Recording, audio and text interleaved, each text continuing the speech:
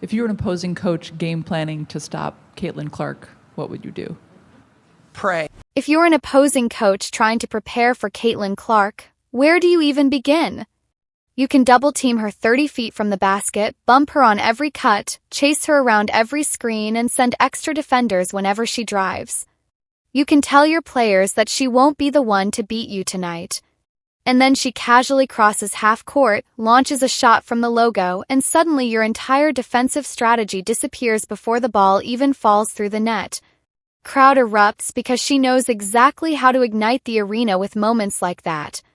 Analysts compare her to Kobe Bryant with a ponytail, while others call her the female version of Steph Curry or simply must-watch entertainment. In Iowa, she became more than a nickname or a star athlete. She turned into an economic phenomenon, the reason road arenas sold out and ticket prices climbed to NBA-level numbers just for the chance to witness her next move. But long before packed arenas, viral highlights, and record-breaking performances that placed her alongside legends like Steph Curry and Pistol Pete, she was just a young girl in Des Moines, Iowa, who cried after losses and refused to stay the same. Clark grew up intensely competitive, loving the biggest moments and the brightest lights, surrounded by a family deeply connected to sports. With older brothers and athletic cousins, weekends revolved around competition, and wherever there was a ball, there was a scoreboard, and she always wanted to win.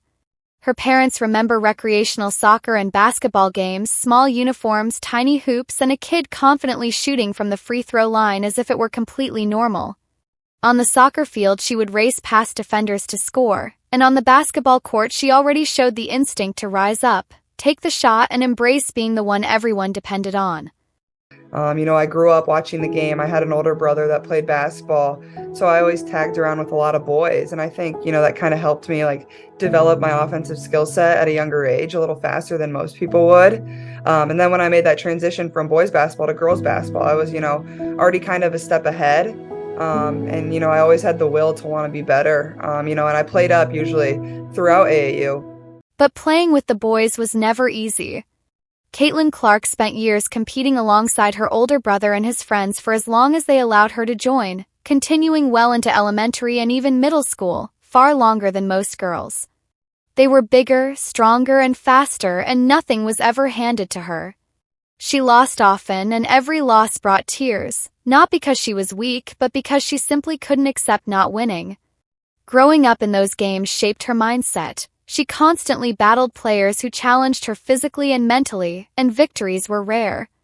Whenever she joined her brother's games, she was pushed around and forced to fight for every possession, struggling to understand why effort didn't always lead to winning. Her parents didn't excuse those reactions, reminding her that competition came with both success and failure. Whether it was softball, basketball, or any sport, losing meant frustration and tears because she expected more from herself. Her mother's message was clear and unwavering. If she wanted to play with them, she had to prove she belonged. There would be no special treatment and no excuses, and that lesson built the competitive edge that later defined her game. The fearless confidence fans now see in deep shots and clutch plays began as a young kid determined not to be the weakest player on the driveway court. As she grew older, the competition intensified when she joined the AAU circuit with All Iowa Attack, a program known for producing elite talent, including future NBA champion Harrison Barnes.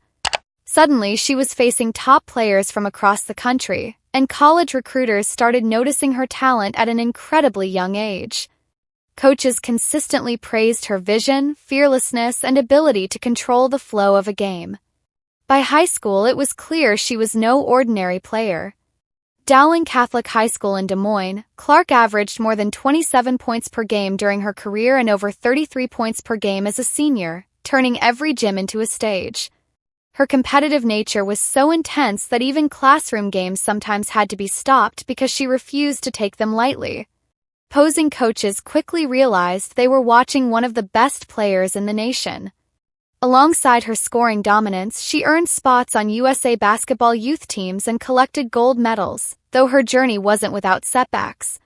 Through previously winning gold, she once attended USA basketball tryouts and was unexpectedly cut from the final roster, a moment she later described as one of the lowest points of her basketball career. But I remember when you were a rising junior, they didn't put you on the team. Yeah. And that seemed to fire you up, just like it did Jordan when he didn't make the varsity team. I went to try out the next year, and honestly, I hurt my pinky during training camp, but like I kept playing, like I was fine, but also I just played really bad. I didn't deserve to be on the team. So I think, honestly, like that's one of the lowest points of my basketball career is like, you're on the team the previous year, you win a gold medal, and then you go back to try out with all your teammates from the prior year. But I think it really allowed me to like find another fire, and I think it just pushed me to work even harder and get better and, want to prove people wrong. Instead of feeling defeated, she used the disappointment as motivation. Pattern was already clear. Every setback made her work harder, play angrier, and improve faster. When college recruiting reached its peak, Caitlin Clark had opportunities almost everywhere. Her final choices came down to Iowa, Iowa State, and Notre Dame, all major programs with national recognition and elite coaching staffs. Despite the attention and hype, her decision came from simple priorities. She wanted to stay close to her family, surround herself with people she trusted, and play for coaches who truly believed in her potential. Iowa offered exactly that with head coach Lisa Blutter, the winningest coach in Big Ten history, and assistant coach Jan Jensen, whose dedication stood out after traveling across the world to watch Clark compete with USA Basketball. That level of commitment meant more than presentations or recruiting pitches. Choosing a college required serious thought because it would shape the next 4 years of her life, and after multiple visits, Iowa felt like home. She connected with the players, loved the community, and trusted the coaching staff, making the decision feel natural rather than dramatic. The most talked about recruit in the country chose to stay in her home state, and from the moment she arrived in Iowa City, there was no adjustment period. She became the starting point guard immediately, carrying the responsibility of leading the program from day one with the goal of winning a national championship and taking the team somewhere it had never been before. Partnership between Blutter's structured system and Clark's fearless, creative style created competitive tension early on, not conflict but the challenge of blending discipline with instinct. Once games began, her talent was impossible to contain.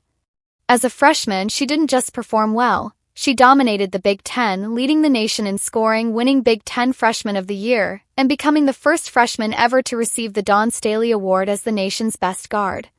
While the game appeared fast for others, she played with calm control, delivering deep three-pointers, bold passes, and clutch performances that quickly became her signature. During her sophomore season, with fans returning to arenas, Iowa games transformed into national events as audiences tuned in specifically to watch her play. She continued piling up incredible statistics, earning another Dawn Staley Award and Big Ten Player of the Year honors, but postseason disappointment arrived when Iowa suffered a shocking tournament loss at home, ending championship hopes early. For Clark, the loss became motivation rather than heartbreak. Entering her junior season, the entire program focused on reaching the Final Four, determined to do whatever it took. Night after night, the game seemed to slow down even more for her as she controlled momentum, created scoring opportunities, and energized sold-out arenas both at home and on the road. She became what many described as true box office. Fans weren't just watching Iowa, they were watching her. When March Madness began, she elevated her performance to historic levels, breaking scoring records, setting new marks for three-pointers in a season, and becoming the all-time leading scorer in major college basketball history, surpassing Pistol Pete Maravich. Iowa survived intense tournament battles, then delivered a defining performance in the Elite Eight where Clark recorded a historic 41-point triple-double, something never achieved before in NCAA tournament history. The Hawkeyes advanced to the Final Four to face undefeated defending champion South Carolina, a team riding a massive winning streak and widely expected to end Iowa's run. Instead, Clark's fearless shooting and clutch play stunned the basketball world, leading Iowa to a shocking victory and proving once again that she thrived brightest under the biggest pressure. The championship game that followed didn't end with a fairy tale finish, as Iowa fell just one win short of the title. Still, her response afterward revealed more than any victory could. She spoke about how special the journey felt and how its meaning might take time to fully sink in. More than trophies or records, she hoped her legacy would be defined by the impact she had on young fans and the people of Iowa, bringing them joy and pride throughout the season. Even in disappointment, she emphasized how much the team had accomplished and how much there was to celebrate, reminding others that she once started as a young girl with big dreams, proof that belief and hard work can lead to moments like those. That perspective showed she was more than just a prolific scorer. She understood the responsibility and influence she carried. By this stage, Caitlin Clark had grown beyond being simply a basketball star and had become a cultural and economic force. The term Clarkonomics emerged as analysts recognized her massive impact, with research estimating that her presence generated more than $50 million in economic activity for Iowa through ticket sales, travel, hotels, restaurants, and local businesses. Entire cities felt the surge of excitement whenever she played, and ticket prices for her games reached levels comparable to major professional matchups, with fans spending hundreds of dollars just to be inside the arena. Supporters traveled across the country, some flying or driving long distances just for the chance to watch her compete. The effect extended far beyond live audiences as television ratings climbed, highlights spread rapidly online, and casual viewers who barely followed basketball suddenly tuned in because the Iowa guard launching shots from the logo became must-see entertainment. Along the way, she shattered record after record, including the all-time women's NCAA scoring mark, a single-season three-point record that surpassed Steph Curry's college total, and the major college scoring record previously held by Pistol Pete Maravich. Yet she consistently explained that creating opportunities for teammates brought her just as much satisfaction as scoring, making her even more difficult to defend because taking away her shot only opened chances for others. With every new milestone, debates intensified about her place in basketball history, because what looked routine for her often resembled once-in-a-generation moments for everyone else. And I think that at times can make us a lot harder to guard. I get just as much joy throwing a really good pass to my teammates as I do making a logo three hard, and even myself harder to guard because sure, you can take away my shots and stuff, but I'm going to find a way to get my teammates open, and I take a lot of pride in that. Every time she broke another record, another conversation started. Is she the greatest we've ever seen? That's what happens when your routine looks like other people's once in a career. Is Caitlin Clark the best player ever? What is the answer? I will say respectfully, no. Caitlin Clark is not the greatest player of all time. The marketplace decides that. The people have chosen Caitlin Clark. They enjoy watching her play, her style, her energy, her shot. The female version of Steph Curry, or do I need to call Steph Curry the male version of Caitlin Clark? I mean, which one is it? With the first pick in the 2024 WNBA draft, the Indiana Fever select Caitlin Clark, University of Iowa.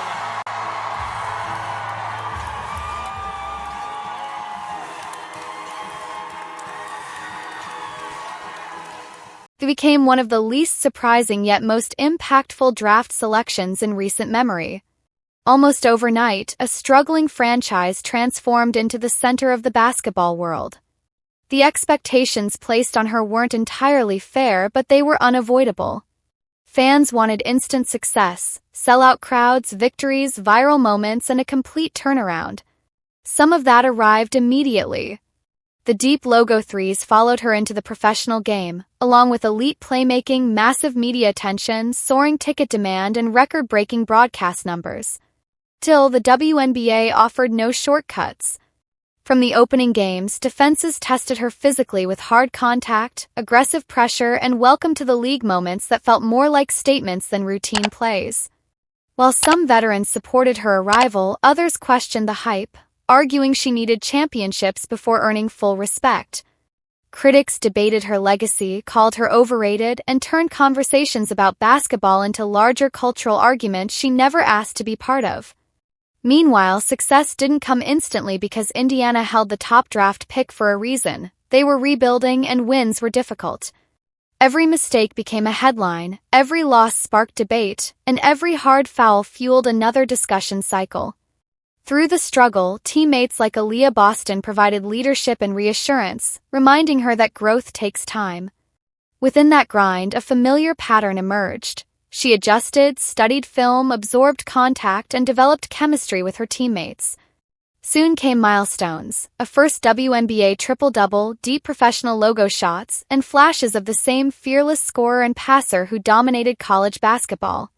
She consistently emphasized that creating opportunities for teammates brought her as much joy as scoring, showing a mindset focused on the game rather than the spotlight. As performances improved, crowds grew louder and arenas came alive, reinforcing a larger truth. Caitlin Clark doesn't just influence box scores, she reshapes expectations. She is pushing people to rethink how women's basketball looks, feels, and is valued, proving the sport can carry the same intensity, confidence, and competitive edge long celebrated in men's leagues. Her fearless shot selection, emotional energy, and authenticity are inspiring kids everywhere to imitate her style in driveways and gyms. She isn't trying to become the female version of another superstar. She is simply herself, a player from Iowa who once wrote WNBA on a piece of paper as a child and worked relentlessly to make that dream real. Her story is still unfolding, with more records, packed arenas, and unforgettable performances ahead, alongside inevitable criticism, tough nights, and pressure that comes with constant attention. Yet her career has followed a clear pattern. Every setback becomes motivation, every challenge leads to growth. From early losses that brought tears to being cut from a USA team, from tournament heartbreak to carrying the weight of a college program and now a professional franchise, she has consistently responded through hard work and resilience. She often reflects that her greatest achievement isn't a highlight shot but the joy she brings to fans and the example she sets, showing that women's basketball deserves recognition for its passion, competitiveness, and excitement. The real question now is not whether she will rise to the moment. History suggests she will, but whether the league, media, and decision-makers will evolve alongside the opportunity she represents. The future of the sport may depend on embracing change, supporting its stars, and allowing a player from Iowa to help lead basketball into a bigger and more inclusive era. And for anyone still unsure, the next Logo 3 might be all the proof they need. Get it twisted. Caitlin Clark is the reason why a lot of great things is going to happen for the WNBA. She is a shining star. I mean, and you know, the thing I like about her, man, she doesn't say a word. Right. I mean, yeah, she's never said a word about anybody. She just shows up and does her job.